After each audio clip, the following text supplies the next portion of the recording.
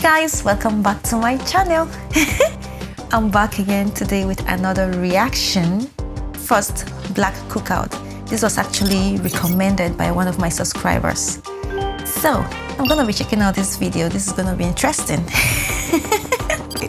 The topic alone sounds interesting. So, being a black person, I'm gonna be enjoying the whole thing. So, join me, let's check it out together. Alright, I'm going to start this one off by saying I got a lot of black friends, okay? Most of them I got through playing football. They were my teammates. We've been to war together on the football field, love them to death. Now, with that being said, ever since I have had said friends, they have told me that I have a bad habit of putting them in white people positions. I do not fully understand what they mean, but they gave me the reference of like passing a cop on a 2-lane road because he's going underneath the speed limit. Apparently they ain't supposed to do that. It makes them nervous. Anyway, about a week ago, get a call from a buddy of mine. Play football together. Says, hey buddy, I want you to come to a cookout. You ain't got to hit me in the face with a wet mop. I like cookouts. So I show up to the cookout. Alright. Now his serious face is making me all laugh like he's going to explain something. So his experience is going to be nice. Let's see what's going to happen with the cookout. He's been invited for a cookout, right? So let's see. As I step out of my pick-em-up truck, I realize that the only 3 white things at this cookout is the salt shaker, the napkins, and me. Alright. The salt shaker, the napkins, and himself. I guess it's just a black cookout. So what would you expect? It's just gonna be like blacks everywhere. As I'm walking up, I am being greeted by his grandma and grandpa, and his great grandma and grandpa. This is so true. This is so true. You know, we Africans, we're just so good with families. We're like family, so much family oriented. Like we love family. Grandma, granddad, great grandma, great granddad, uncles, aunties, second cousins. It's crazy. And his 47 cousins. All right, which there's no way. 47 cousins. So he actually even had time to like count all the cousins. Coming from Africa, I totally get this. I totally understand this because we African, in fact, Nigeria, from where I'm coming from, we have like extended family. From my family alone, I really don't even know all my cousins. So if I'm inviting you to my family cookout, you just expect to see like a whole clan or like a whole city in a place because I really don't even know all my cousins, you know, but I have heard of them. Like there are just so many. Way for me to remember all these people's names. Anyway, there's a long table where the food everybody's eating at. Okay, they bring me over and set me down at the head of the table. I'm already really uncomfortable at this point because I don't know what's about to happen. Well, they say the blessing, and I get up to go fix my food. Well, I was not aware that at a black cookout, you do not fix your own plate. They fix your plate for you. Now, they bring me a whopping Dixie plate that some bitches rounded off like this with barbecue, okay? And I'm gonna eat it. Don't get me wrong, I don't waste food. I'm gonna eat it. So as I'm sitting there munching away, you know, just kind of... Yeah. No, the quantity of food in Africa. I remember when my husband visited me in Africa and I gave him, he was served and he told me this is too much food. And then I imagine he actually has that food, like that portion of food would actually take him like 3 square meals. And from Nigeria, where I come from, we have like 3 square meals. So imagine having that, you know, big bowl of food 3 times a day. That's how it is. So I totally I understand. If you're not used to big bowls of food, then welcome to Africa. Getting my bearings about where I'm at.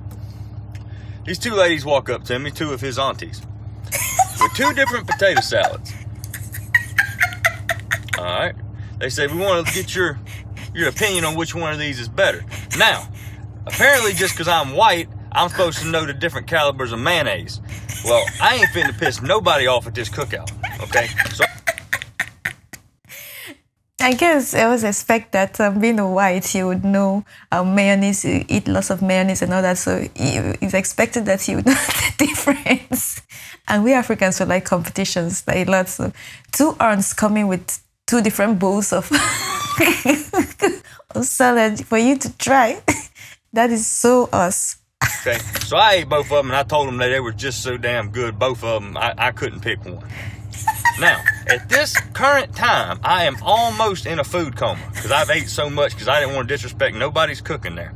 And then his great-grandmama, Mama T, that's what they call her. Wow, Mama T. She comes up to me with what looks like a 5-pound piece of cherry pie. Now, let me paint a picture for you. I've got the meat sweats, all right? Got barbecue sauce on my shirt. I'm drifting in and out of consciousness, and she's bringing me a 5-pound piece of pie. Now, I saw Friday After Next. I know what happens when you disrespect somebody's grandmama. I saw what happened to Craig and Day Day when they disrespect somebody's grandmama. You ain't finna be chasing me through these pines. We have so much respect for elders, like from Nigeria now. I'm speaking from where I come from. Like so much respect for your elders, your grandmother, your grandfather, your great-grandmother, even just 2 or 3 years older than you have like total respect. Like you just can't change that. You have nothing to do about that. Because we way out in the woods at this cookout. I'm white, not stupid. So as I eat this pie, which I'm eating this pie because I ain't finna piss off nobody, especially the head woman there, because she ranked up top. That's great-grandma. So you don't mess with her. I finish this pie and I drift off into a Caucasian psychosis of a food coma. And I did just like this right here, just like this. You get overfed when you definitely go to a black cookout, like back home in Nigeria. Even we that are like in Nigeria, you visit a fellow Nigerian or a black family, they bring you different kinds of food at once. Like you don't even know where to start from. And the quantity is just so much. And then you just keep eating. And then every food that comes, actually, you just have to eat. You just have to have a taste of it. And after you eat, you'd actually have to tell the owner of the food or the person who serves you will tell you, oh, thanks for eating. And then your response, and then the person's going to tell you, sorry about the pepper. The pepper is like hot though. And then your response is going to, oh, no, thank you. There's no pepper. Even if there is a lot of pepper and like you're hot and burning, you just have to say, oh, no, sorry, there's no pepper. Crazy. I went, whew, I'm full. As soon as I lifted my head back up, the table I'm sitting at is no more food on this table. I don't know how long I was out for. But somehow, I'm still in the same chair. I have been dealt into a high-stakes spades game at an all-black cookout besides me. What the fuck is going on? How did I get here? At what point in my life did I take this turn to take me to where I'm at? And now the cards is in front of me, and I got no idea how to play spades, okay? None. I got no idea. All right, I'm white. We played Go Fish and Cornhole. All we did, we got bored one day, literally did the whitest thing possible, walked out in the field, got some corn. This guy is really expressing himself. Do you see how he's stressing on these things? You're so cool. Some corn, took our pocket knives and cut it off the stalk. All right, put it in a bag, went over there, found some plywood in the shed, cut a hole in it, put it on an angle, and we tossed it at each other. That's what we do. I have no idea what spades is. So as they give me the runaround idea what the hell is going on with this spades game, I look at my hand and I realize that I probably got a pretty decent hand. Well, they asked me, they said, Zach, how many books you got? Which they had just explained this to me now. I'm talking about just now. I said, it looks like I got 8 books. Apparently that is the wrong damn answer for your first hand of spades ever, because as soon as I said I got 8 books, 3 Glock 9s hit the top of the table. I've got every damn spade you could possibly have and 3 other aces. Well, as I survived that round, I go to get up, and one of his cousins come over and taps me on the shoulder and say, "Hey, buddy, you want to go throw bones?" I don't know what they're talking about. I ain't got a shitting clue what they're talking about. I don't know either. But I ain't going to piss nobody off. You got to understand, at this point, I am in survival mode. I am not pissing not one person off at this cookout. I do whatever they tell me to do. If they want me to stand on my head and blow bubbles out of my ass. Oh my God. I totally understand where he's coming from. You just want to be at peace with everyone. Because you're somewhere you've never been to and you just want to play along with everyone till you're able to live in peace. Out of my ass, I will do it. Don't hurt me. Okay? Now, I did not know bones meant dice. I was leaning more toward dominoes, which I kind of knew how to play from the Elks Lodge. But apparently, bones means dice. I lost $36 so fast my fucking head was spinning. Okay? And apparently when they yelled gator, that just code word for white man loses, because they just took my money and I just put some more down until I ran out of money. Which is fine. Made it through that one too. Now, as I'm slowly trying to make my way back to my truck, I went over to thank Mama T. You know, I thank my buddy. I thanked everybody on the way to my truck. And I've got my truck in my sights. I am zeroed in on my truck trying to leave this place. I know that feeling. Oh my goodness. It's like the feeling that you just can't wait to leave the vicinity. Like, it's like once you leave there, you're just gonna feel like exhale, like take a deep breath and breathe out, like getting to the finish line. Now, I get to my truck. I put my hand on my truck to go open it, and there's a sense of relief that comes over me. Like I didn't piss nobody off. Nothing went wrong. I went, whew, I made it. Now, as I open my door, I feel a tap on my shoulder. I turn around. The whole damn cookout is behind me. Everybody there is right around my truck, with Mama T right there in the front and my buddy. And he looked at me, he said, "Hey buddy, next week's Mama T's birthday, you coming back?" And I looked at him. Welcome to the family. You're already a family, so you're gonna be attending the whole family occasions and events. You can't say no. Bamboozled on what to say. And the only thing I could come up with was, "You damn right I'm coming back, because that's the best."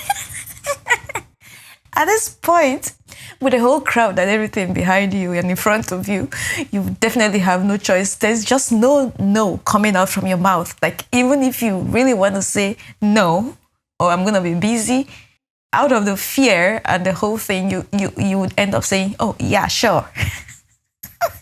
The best damn barbecue I've ever had in my life. I don't know if you've ever been to All Black Cookout, but I'm gonna tell you something. If you get the invitation, you better take that shit, because that is the best food you ever gonna get, and the nicest damn people. I was scared shitless. I ain't gonna lie. I'm a big guy. I was acting like a little bitch. I didn't know what was happening. But at the same time, that's the most fun and some of the best people I've ever been around in my entire life. I'm going back next week. Bet. I told them, I said, y'all need me to bring something like some ice, because I ain't trying to cook with y'all. Y'all want some ice? Or like some, you want me to go get my little cousin Kyle that wears monster hats and shit? And bring him?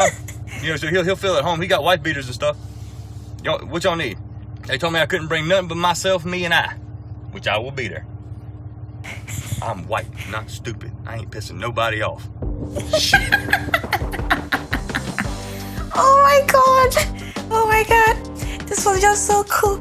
I just kept laughing from beginning to the end, like, because I imagine everything that happened, what he experienced, and how would that actually be when you come to Africa, when you come to Nigeria. The same thing happened to my husband and the whole, but he didn't piss off anybody, so he came back in peace and everything. Like, well, this is so cool. But you know, Nigeria, Africa, we love families.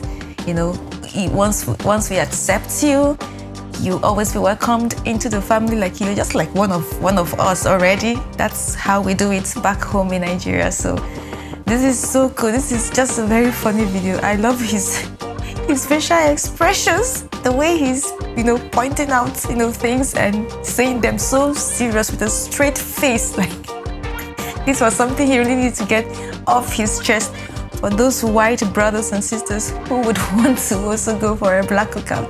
We're very fun-loving people, and it's good to mix up and so have some great fun. Wow, this was amazing. Thanks so much for suggesting this video. I really enjoyed watching it. Please guys, keep the suggestions coming, keep the comments coming, and keep subscribing if you're not subscribed to my channel, please. I'll be back with lots of videos, and until then, I'll see you all. It's bye from me.